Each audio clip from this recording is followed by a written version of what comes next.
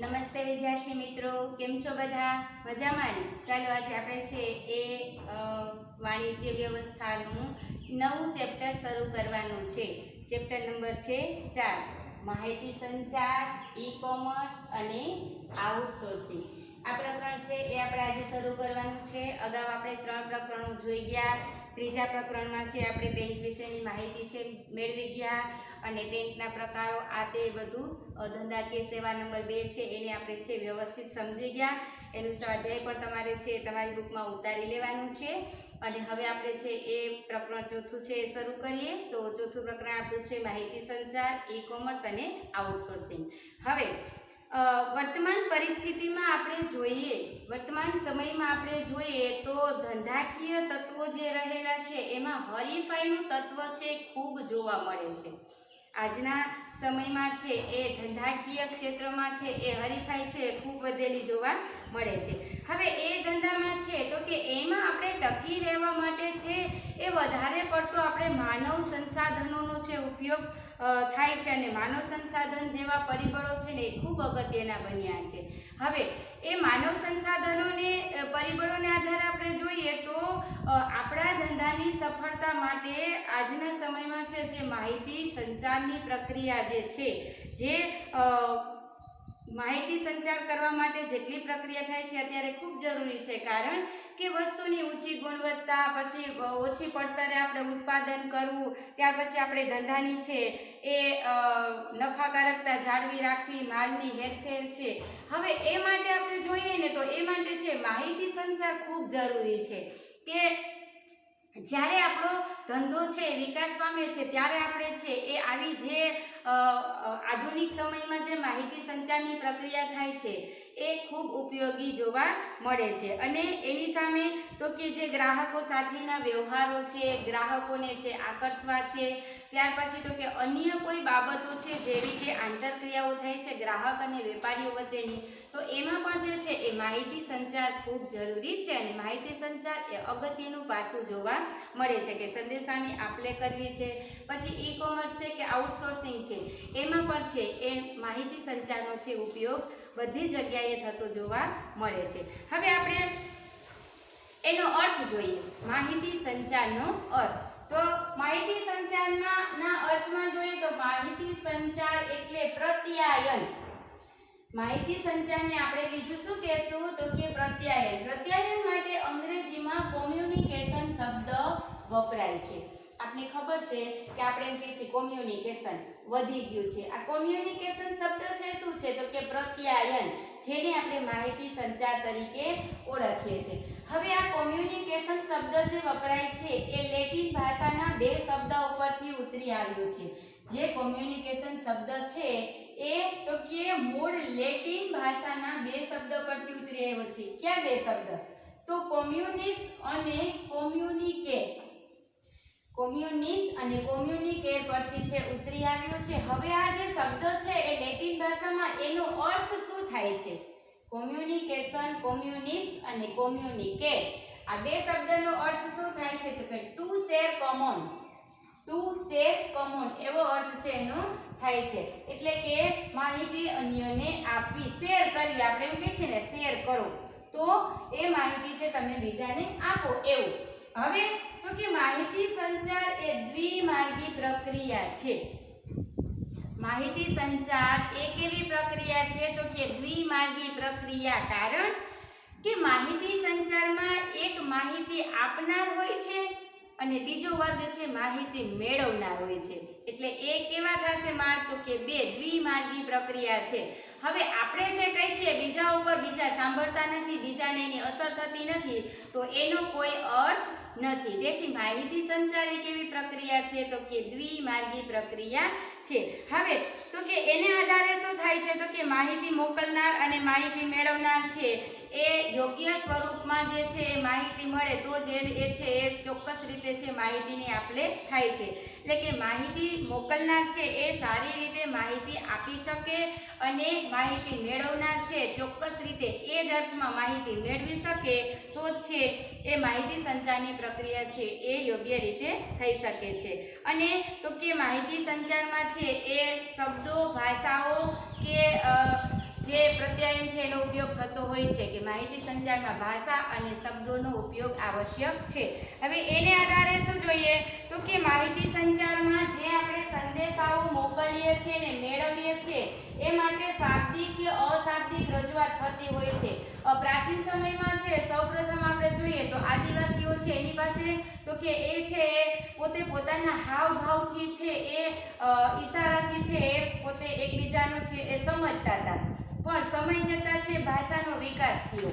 હવે ભાષાના વિકાસ થવાથી છે એ ભાષાનો ઉપયોગ માહિતી સંચારમાં છે એ થવા લાગ્યો. એને આધારે આપણે જોઈએ તો માહિતીને એક સ્ત્રોત પાસેથી લઈ અને અન્યને પહોંચાડવાની પ્રક્રિયા છે. માહિતી સંચાર એ શું છે તો કે એક તો દ્વિમાર્ગી પ્રક્રિયા છે અને તેમાં તો કે એક સ્ત્રોત પાસેથી લઈ અને અન્યને પહોંચાડવી એટલે માહિતી સંચાર તરીકે આપણે એને ઓળખીએ છીએ. પછી તો કે માહિતી સંચારમાં જ્યારે સંદેશાઓ શબ્દો દ્વારા એટલે કે ભાષાના ઉપયોગ દ્વારા રજૂ થયા હોય ત્યારે તે શાબ્દિક માહિતી સંચાર બને છે. કે માહિતી સંચારની પ્રક્રિયામાં જ્યારે એની રજૂઆત કે સંદેશાઓ શબ્દો દ્વારા અથવા તો ભાષા દ્વારા થયા હોય ત્યારે એ માહિતી સંચાર એ શાબ્દિક માહિતી સંચાર ગણાશે. કે શાબ્દિકમાં તો કે લેખિત સ્વરૂપે પણ હોઈ શકે છે અને મૌખિક સ્વરૂપે પણ હોઈ શકે છે. એ લેખિત સ્વરૂપે તો કે આપણે લખાણ કરીને મોકલીએ છીએ તે અને મૌખિક સ્વરૂપે તો કે આપણે જે બીજાને બોલીને ભાષા દ્વારા શબ્દો દ્વારા સમજાવી શકીએ છીએ.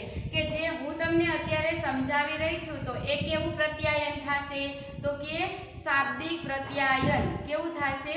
શાબ્દિક પ્રત્યાયન. હવે પ્રત્યાયન છે કે આપણે પ્રત્યાયન માહિતી સંચાર કે કોમ્યુનિકેશન ત્રણેય શબ્દ છે એ એક જ છે. એટલે પ્રત્યાયન છે એ બે રીતે થાય છે. એક તો શાબ્દિક રીતે અને બીજું છે એ અશાબ્દિક રીતે. શાબ્દિક રીતે તો કે આપણે જ્યારે લેખિત સ્વરૂપે કે મૌખિક સ્વરૂપે માહિતીની આપ-લે કરીએ છીએ ત્યારે એ રજૂઆત છે કેવી થાય છે તો કે ભાષા અને શબ્દો દ્વારા થતી હોવાથી એને શાબ્દિક માહિતી સંચાર તરીકે ઓળખવામાં આવે છે. અને જ્યારે કોઈ ભાષા કે કોઈ શબ્દનો ઉપયોગ થયો ન હોય તો એવી માહિતી સંચાર છે અશાબ્દિક માહિતી સંચાર તરીકે ઓળખાશે કે જેમાં ભાષા કે શબ્દ જોવા મળતા નથી. તો તમને એવું લાગશે કે એ માહિતી સંચાર કેવી હશે? તો જ્યારે તમે છે એ માથું હલાવીને હા પાડો છો, માથું હલાવીને ના પાડો છો, જ્યારે કોઈ તમને પ્રશ્ન પૂછે તો હાથ ઊંચો કરો છો, તો એ જે પ્રત્યાયન છે એ કેવું પ્રત્યાયન થશે તો કે અશાબ્દિક પ્રત્યાયન થશે. એટલે કે માહિતી સંચાર છે બે રીતે થઈ શકે છે. એક તો શાબ્દિક રીતે અને બીજું અશાબ્દિક રીતે કે જેમાં આપણા શરીરના અંગો અને તેના હાવભાવો ઉપરથી છે એ જાણી શકાય છે. તો પણ આપણે માહિતી મેળવી શકાય છે.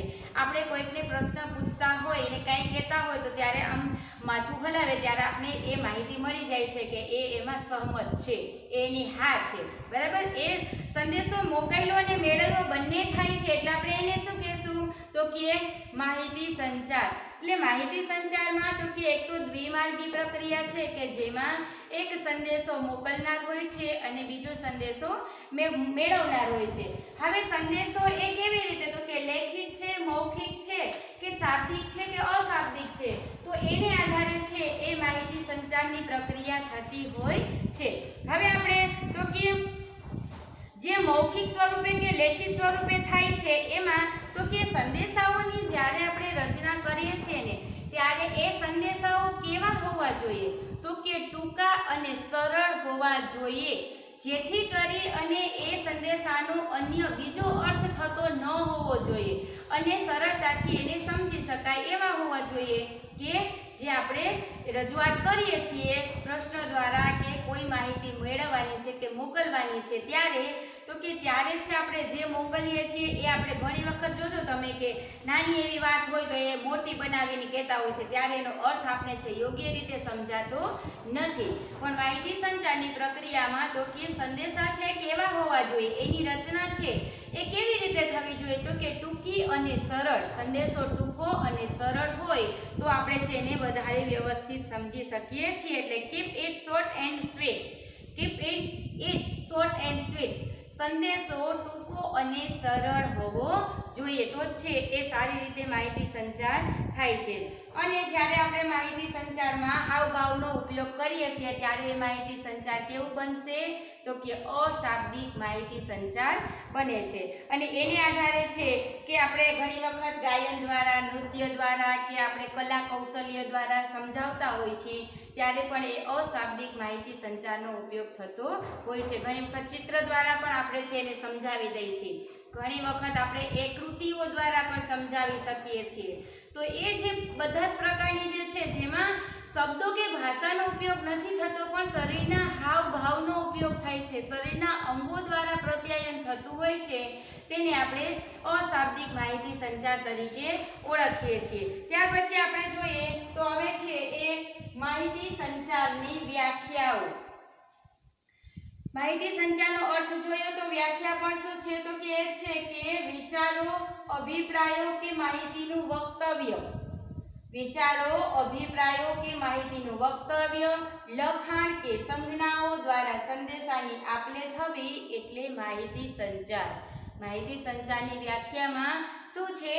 તો કે જે આપણા વિચારો છે, અભિપ્રાયો છે, લખાણો છે કે આપણું વક્તવ્ય છે કે પછી એ લખાણ દ્વારા રચાયેલી સંજ્ઞાઓ છે, એની આપણે જે આપણા એ સંદેશા છે એની આપ-લે કરીએ છીએ, બીજાને આપીએ છીએ, બીજા પાસેથી મેળવીએ છીએ, એને આપણે છે એ માહિતી સંચાર તરીકે ઓળખીએ છીએ. હવે એમાં માહિતી મોકલનારાઓના જે જ્ઞાન છે, વિચારો છે, ખ્યાલો છે, એની સમજણ છે, સંવેદનાઓ છે, લાગણીઓ છે અને જે માહિતીનું યોગ્ય સંકેતોમાં યોગ્ય રીતે રજૂઆત થાય છે તેને આપણે માહિતી સંચારની પ્રક્રિયા તરીકે ઓળખીએ છીએ. કે માહિતી સંચારની પ્રક્રિયામાં શું થાય છે?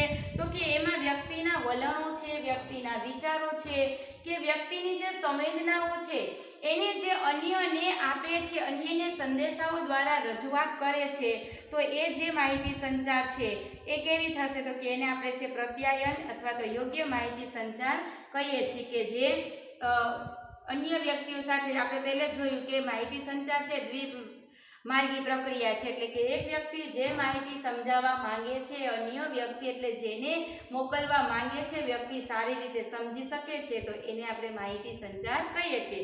ટૂંકમાં આપણે કહીએ તો માહિતી સંચાર છે એ માહિતીની આપ-લે કરવી. જે હું તમને અત્યારે સમજાવું છું ને તમે સમજી રહ્યા છો એ શું છે? તો કે શાબ્દિક માહિતી સંચાર. હવે હું તમને પ્રશ્ન પૂછીશ અને તમે હા ના છે બોલશો નહીં, પણ માથું હલાવીને કે હાથ ઊંચો કરીને જવાબ આપશો. એ પણ એને શું કહેશું આપણે? તો કે આપણા વિચારો છે બીજાને આપીએ છીએ અને બીજો છે મેળવી અને પાછો ઉત્તર આપે છે, તો એ માહિતી સંચાર છે એ અશાબ્દિક માહિતી સંચાર થાય છે. અને આપણા જે વાણી, વિચારો અને જે લાગણીઓ છે એ બીજાને અસર કરે છે, બીજા ઉપર કે બીજાને અસર થવાથી એનામાં પરિવર્તન આવે છે, તો એ પરિવર્તન જે આવશે ને એ પ્રક્રિયા જે થશે એને આપણે માહિતી સંચાર તરીકે ઓળખીએ છીએ. ત્યાર પછીની વ્યાખ્યા છે તો કે માહિતી સંચાર એટલે આપણા વિચારો બીજાના મગજમાં દાખલ કરવાની પ્રક્રિયા. માહિતી સંચાર એ શું છે? તો કે આપણા જે વિચારો છે એ આપણે બીજાને આપીએ છીએ ને બીજાના મગજમાં દાખલ કરવા એટલે બીજાને સમજાવવા. એ બીજા કેવી રીતે સમજે છે એવી જે આપણી પદ્ધતિ જે છે એને આપણે શું કહેશું? તો કે માહિતી સંચાર તરીકે ઓળખીએ છીએ. તો ટૂંકમાં ટૂંકું અને ટચ જે વ્યાખ્યા હોય તો આ છે કે માહિતી સંચાર એટલે આપણા વિચારો બીજાના મગજમાં દાખલ કરવાની પ્રક્રિયા, એને આપણે માહિતી સંચાર કહેશું. તો આવી માહિતી સંચાર એ તમને ખબર છે કે આપણે આખા દિવસમાં હજારો વખત કરીએ છીએ, બરાબર. પછી ઘરે હોય, શાળાએ હોય, રસ્તામાં હોય કે કોઈ અન્ય જગ્યાએ હોય તો પણ આપણે શું કરીએ છીએ? તો કે માહિતી સંચાર છે એ કરીએ છીએ. પછી તો કે જ્યારે આપણે માહિતી સંચાર માટે કયા પ્રકારનો ઉપયોગ કરીએ છીએ એ આપણા ઉપર આધાર હોય છે. એ આપણે પ્રકારો જોઈ ગયા કે માહિતી સંચારના છે એ બે પ્રકારો છે, એક તો શાબ્દિક માહિતી સંચાર અને બીજું છે એ અશાબ્દિક માહિતી સંચાર. કે એને આધારે છે દરેક માહિતી સંચાર છે ની પ્રક્રિયા છે એ થતી હોય છે.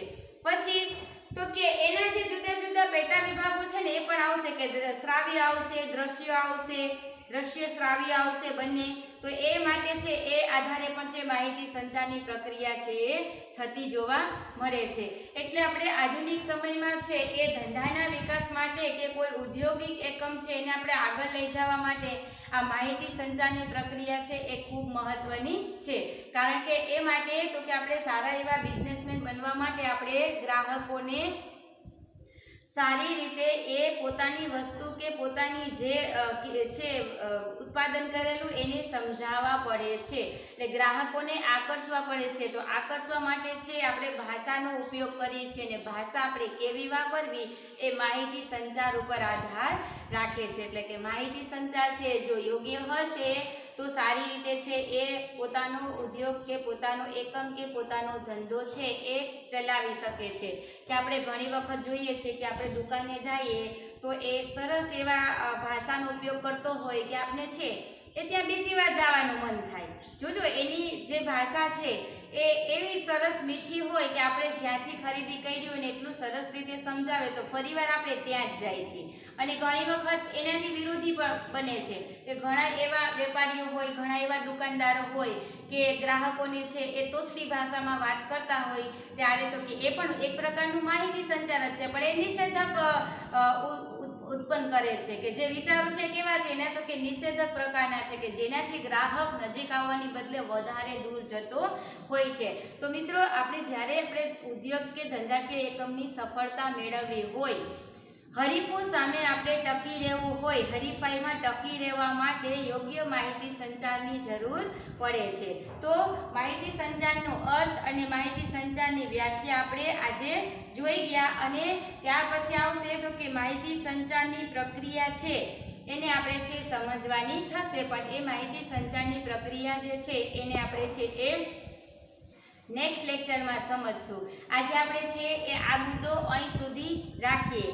પ્રકરણ નંબર આપણું કયું શરૂ થયું તો કે ચોથું, માહિતી સંચાર, ઈ કોમર્સ અને આઉટસોર્સિંગ. જેમાંથી આપણે છે માહિતી સંચારની વ્યાખ્યાઓ અને માહિતી સંચારનો અર્થ છે એ જોઈ ગયા. એટલે કે જે ચેપ્ટર છે એનો આપણે શરૂઆત કરી ગયા અને પ્રસ્તાવના જોઈ અને માહિતી સંચારની જે અર્થ અને વ્યાખ્યા છે એને પણ સમજી ગયા. એટલે કે આપણે માહિતી સંચારને આ શબ્દ છે યાદ રાખજો કે માહિતી સંચારને છે એ અંગ્રેજીમાં આપણે શું કહીએ છીએ તો કે કોમ્યુનિકેશન. અને કોમ્યુનિકેશન છે એ કઈ ભાષા ઉપરથી ઉતરી આવ્યો છે તો કે લેટિન ભાષા ઉપરથી. અને કોમ્યુનિકેશન બે શબ્દનો બનેલો છે. તો કયા બે શબ્દ? એક તો કોમ્યુનિસ અને બીજો છે એ કોમ્યુનિકેટ, જેનો અર્થ શું થશે તો કે ટુ શેર કોમન. આ જે છે એનો અર્થ થાય છે એટલે કે માહિતીની આપ-લે કરવી. અને માહિતી સંચાર છે કેવી પ્રક્રિયા છે તો કે દ્વિમાર્ગી પ્રક્રિયા છે. તો આજે આપણે અર્થ અને વ્યાખ્યા જોઈ ગયા. તો આજે અહીં સુધી રાખીએ. બાકી છે એ માહિતી સંચારની પ્રક્રિયા એને છે આપણે નેક્સ્ટ લેક્ચરમાં જોવાની છે. તો આની છે તમે પાકી કરી લેજો. 2-3 વ્યાખ્યા છે એની અને એનો અર્થ છે એ તમારે પાકો કરવાનો છે. બરાબર? તો મળીએ આપણે નવા લેક્ચરમાં નવા મુદ્દા સાથે. ત્યાં સુધી આવજો.